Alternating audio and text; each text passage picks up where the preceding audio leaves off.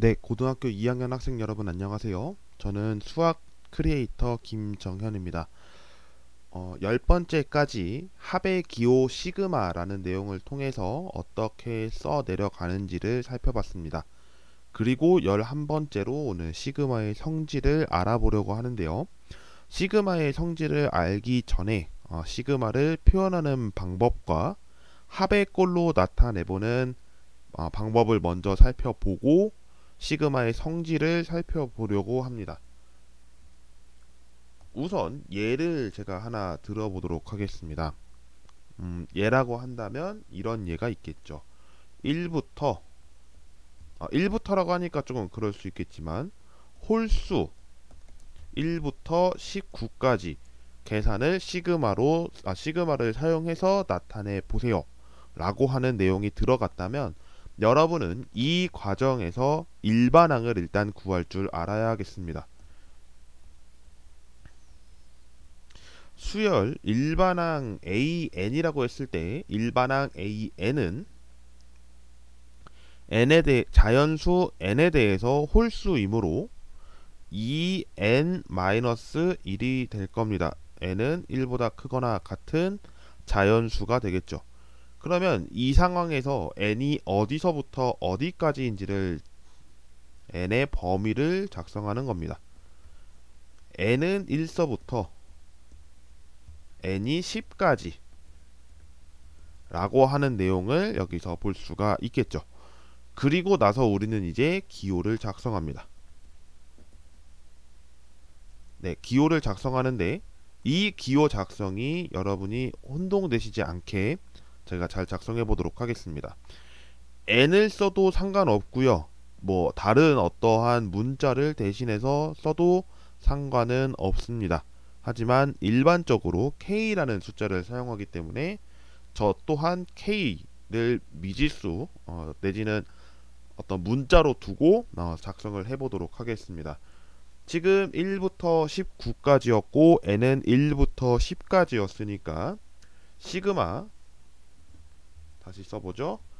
k가 1서부터 10까지에 대한 합의 내용인데 2k-1이라고 쓰시면 되겠습니다.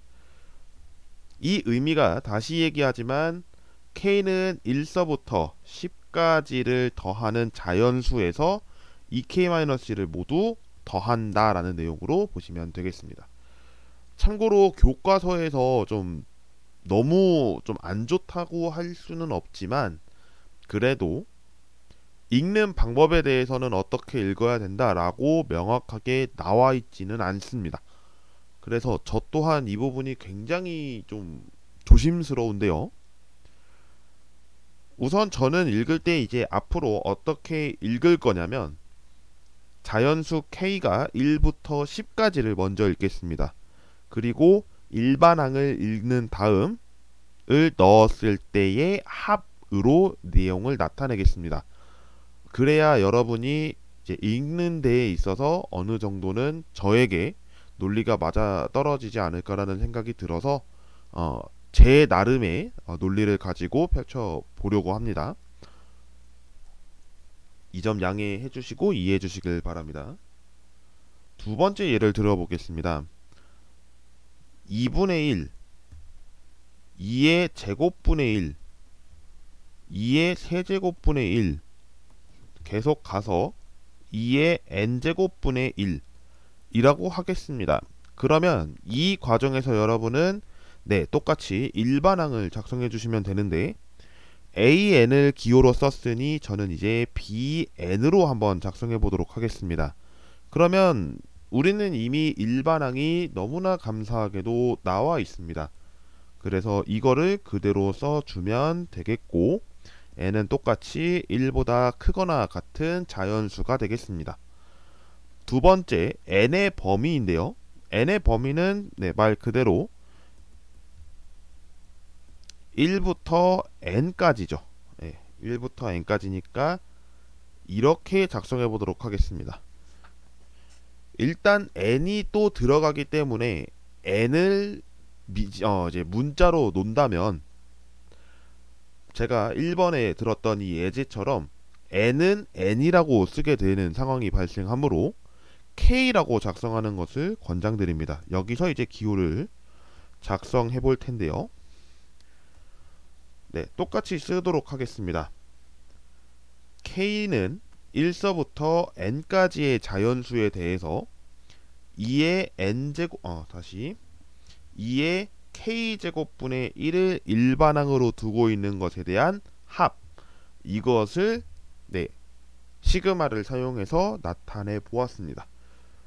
그러니까 여기서 중요한 내용이라고 한다면 이 n이 있기 때문에 이 또한 n으로 작성하기에는 조금 부담스러울 수 있습니다. 그래서 n 대신에 사용하게 되는 어떤 문자는 되도록 k를 작성하게 되고요.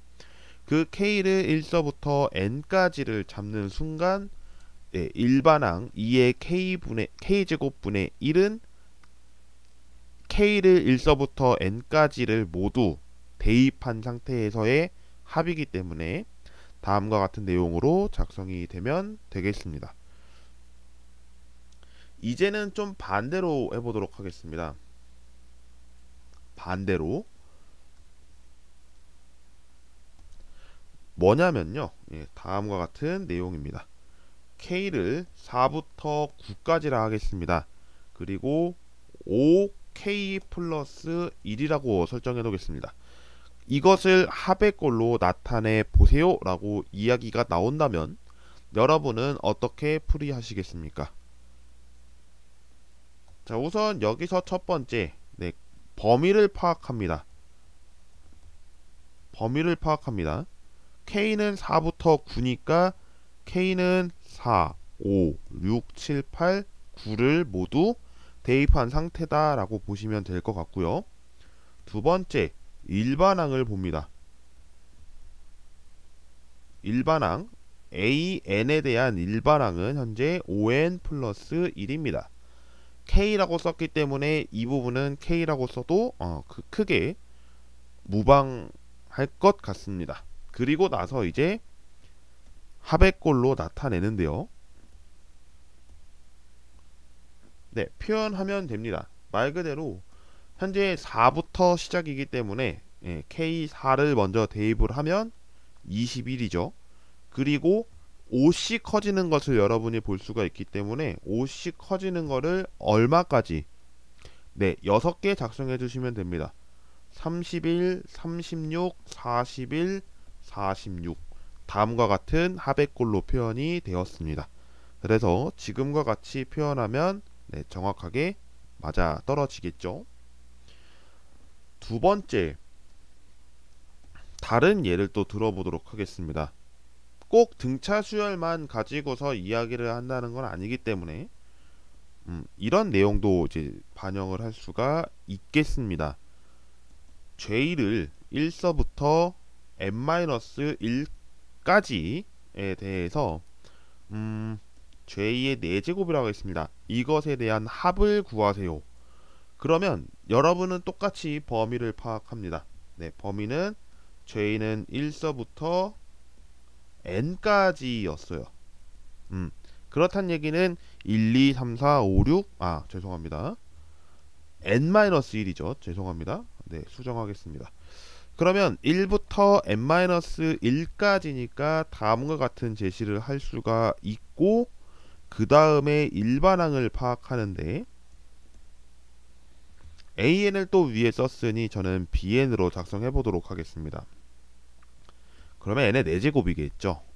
그리고 나서 이제 합의꼴로 표현하면 되는데 다음과 같은 내용을 합의꼴로 표현한다면 J는 1서부터니까 1의 4제곱 더하기 2의 4제곱 더하기 3의 4제곱 더하기 쭉 가서 어디까지 n-1을 대입한 데까지를 대입해주면 되겠습니다. 너무나 선생님들이 꺼려 하실 수도 있을까봐 풀어써라 라고 한다면 굳이 풀어보겠습니다. 1, 2의 4제곱은 16, 3의 4제곱은 81. 근데 뒷부분은 어떻게 풀어도 힘들죠. 그래서 다음과 같은 내용으로 작성해 주시면 되겠습니다. 자, 이렇게 해서 일단 시그마를 사용해서 나타내 봤고 합의 꼴로 나타내 보았습니다. 이제 우리는 다음으로 넘어가서 시그마의 성질을 알아볼 텐데, 모두 알 수는 없고요. 한 2개 정도 더하기 빼기만 알아보려고 합니다. 더하기 빼기, 그 부분만 정리해 보도록 할게요. 우선 우리가 나타내 줘야 할 것은 뭐냐면 이 둘이가 수열임을 알고 있어야 합니다. 그래야 우리는 시그마 합의 기호를 쓸 수가 있고 그에 대해서 문제를 풀 수가 있기 때문인데요. AN, BN 중괄호를 쓴 내용에 대해서 수열이라고 했으므로 안에 있는 이 AN과 안에 있는 이 BN은 각각 일반항이 되겠습니다. 일반항. 그리고 나서 우리는 이제 문제를 푸는데요. 만약에 K가 1서부터 N까지에 대해서 A, K 더하기 B, K 이것에 대한 합을 구하여라 라고 한다면 여러분은 어떻게 구하시겠습니까? 그러면 우선은 저는 이렇게 볼 것 같습니다. AK와 BK가 일단 합해져 있는데 저 이거 몰라요. 하지만 이것을 우리는 CK라고 한번 더 보겠습니다. CK요. 그러니까 우리는 이 경우를 알아야 하는데 AN과 BN을 더했을 때 CN이 되는 것 또한 이 내용은 수열의 내용물입니다. 수열입니다. 수열에 대해서 지금 집합이기 때문에 사실 집합이죠. 그렇기 때문에 우리는 이것을 가지고 더할 수는 없습니다. 하지만 일반항과 일반항을 더해서 나오는 그 결과값 또한 n에 대한 1차식이 됐건 등비수열로 인해서 더해졌건 그 결과값 또한 수열이 되기 때문에 CN으로 놓도록 하겠습니다. 물론 미지수는 현재 K였기 때문에 CK라고 뒀고요. 이 내용으로 이제 문제를 풀어보도록 하겠습니다. K는 1서부터 N까지에 대한 CK의 합이 되겠고요. 범위를 보니까 1부터 N까지이므로 C1부터 시작해서 어디까지? CN까지 이 경우를 모두 합한 거다라고 보시면 되겠습니다. 그리고 나서 C1, C2, C3가 무엇이었는지를 다시 한번 살펴보면 위의 내용물이었습니다. 그러면 위의 내용물로 대입하면 되겠습니다. A1, B1을 더하고 A2, B2를 더하고 A3, B3를 더합니다. 그리고 나서 AN 더하기 BN이라고는 결과값을 얻게 되죠. 그리고 나서 보니까 덧셈끼리는 무엇이 가능하니까 교환 법칙이 가능하니까 A에 대해서 묶을 수 있고 B에 대해서 묶을 수가 있다는 것을 여러분이 바로 파악하시면 좋을 것 같습니다. 그래서 다음과 같이 기호를 다시 쓸 수 있는데요. A1, A2, A3 더해서 AN까지를 더했고 B1, B2, B3 해서 어디까지? BN까지를 더한 내용이 되겠습니다. A1부터 AN까지 더한 것을 시그마로 표현할 수가 있고 B1부터 BN까지 시그마를 통해서 표현할 수가 있습니다. 그렇다면 이 내용물은 다음과 같이 K가 1서부터 N까지의 범위에 대해서 AK의 합, 그리고 또 K가 1서부터 N까지에 대해서 BK의 전체 시그마에 대해서 내용을 나타내주고 있습니다. 그렇다면 지금 처음에 제시됐던 내용물과 비교해보면 덧셈에 대해서 이 기호는 어쩌면 분배 법칙처럼 이루어졌겠구나 라고 하는 결과물을 얻을 수 있습니다. 하지만 제가 분배 법칙처럼이라고 했습니다.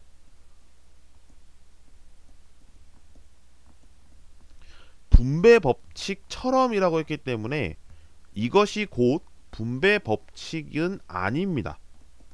절대 아닙니다.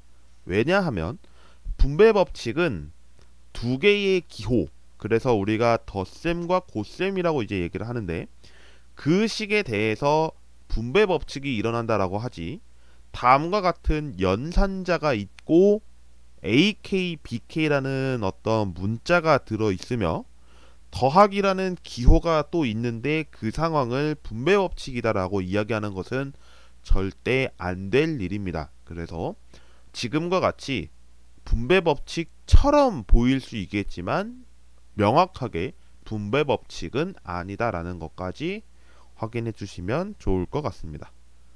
그러면 빼는 것은 어떨까요? 빼는 것도 마찬가지입니다. AK와 BK 사이의 뺄셈이라고 하는 것도 CK라고 놓으면 다음과 같은 풀이법에서 동일하게 적용됩니다. 그래서 제가 지금 색깔을 안 쓴 색깔을 보려고 하니 어떤 색깔 안 썼는지 모르겠으나 이 색깔을 해보도록 하죠. 그러면 네, 지금 제가 이걸 분홍색이라고 할까요? 분홍색보다 좀 진한 것 같은데 색깔에 제가 그 개념이 없어서 양해를 좀 부탁드립니다. 그러면 현재 어떻게 놓은 거냐면 AK-BK를 CK라고 두고 시그마 계산을 진행한 겁니다. 그러면 CK라고 한 내용은 똑같으므로 다음과 같이 써질 거고 가운데가 이제 다 마이너스 부호가 붙을 겁니다. 그리고 나서 보면 A1부터 AN까지는 모두 동일할 거고요. 가운데가 마이너스 기호로 바뀌며 B1부터 BN까지에 대해서도 모두 동일하게 덧셈 기호를 붙이게 됩니다. 그렇다면 결과적으로 이 부분은 마이너스가 되겠죠. 똑같이 분배 법칙처럼 보일 수 있겠지만 분배 법칙은 아닙니다. 이 내용을 우리는 이제 무엇이라고 부르냐면 복부호 동순이라고 부릅니다. 그래서 덧셈이 같으면 위에 덧셈 식대로 간다라는 뜻을 갖고 아래에 있으면 아래의 식대로 간다라는 복부호 동순이라는 의미를 붙이는데요. 이 개념이 지금까지 유효한지는 모르겠습니다만 혹시나 처음 들으셨다면 이번 기회를 통해서 아시는 것도 도움이 되실 거라 생각합니다.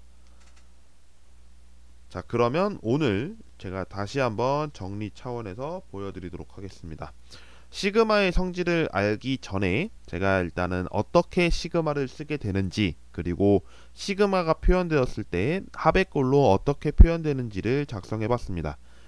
그리고 나서 시그마의 성질, 전체적으로는 4가지가 있는데 그중 2가지를 살펴봄으로써 합 그리고 차에 대해서 시그마는 어떠한 성질을 갖게 되는가, 이 내용을 같이 살펴보았습니다. 다음 시간에 시그마의 성질을 한 번 더 파악해 보고 다른 내용이 좀 있어서 그 내용까지 정리하고 3번째 영상까지 마무리를 지어 보도록 하겠습니다. 오늘 영상이 꽤나 길어졌는데 시청해주신 모든 분들 감사드리고요. 다음 시간에 다시 시그마의 성질로 찾아뵙겠습니다. 고맙습니다.